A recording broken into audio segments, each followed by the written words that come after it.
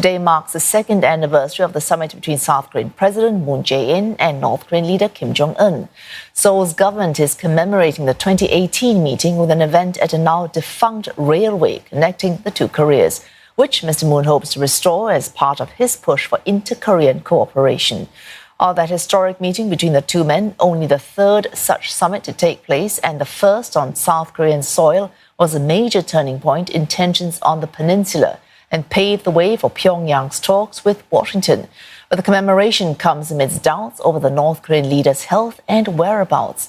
Seoul says Kim Jong Un is, quote, alive and well and has been staying in the resort town of Wonsan for some 2 weeks now.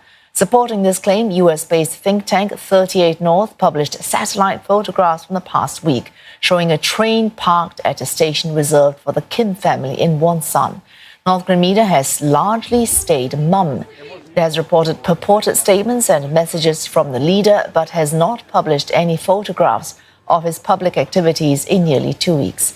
Our senior correspondent Lim Yun-suk with a reaction in Seoul.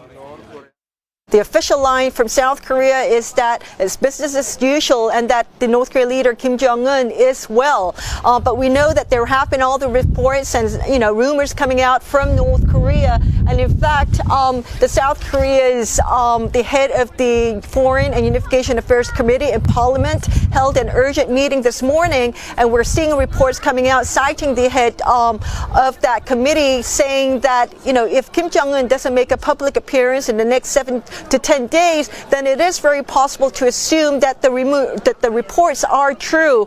And that's why the South Korean government is worried that should something be happening on that side of the border, then it will have a big impact on Korea. Because remember, we have more than 1 million troops on the North Korean side watching over this side, and the two sides still remain technically at war. So if there is some kind of a chaotic North Korea, then it will have an impact on the South Korean side. And the South Korean military has said that despite all the rumors and all, that the tension here on the Korean peninsula remains high because of the recent missile tests by North Korea, and South Korea is keeping a close eye on what's happening on that side, because anything that happens over that side will impact South Korea. And who takes over the North Korean regime if something happens to North Korean leader Kim Jong Un is also something that the experts here in the South Korean government is probably eyeing very closely, because many here are asking that, if something is wrong with the North Korean leader Kim Jong Un, who will be taking over? Will it be the North Korean leader's sister Kim Yo-jong,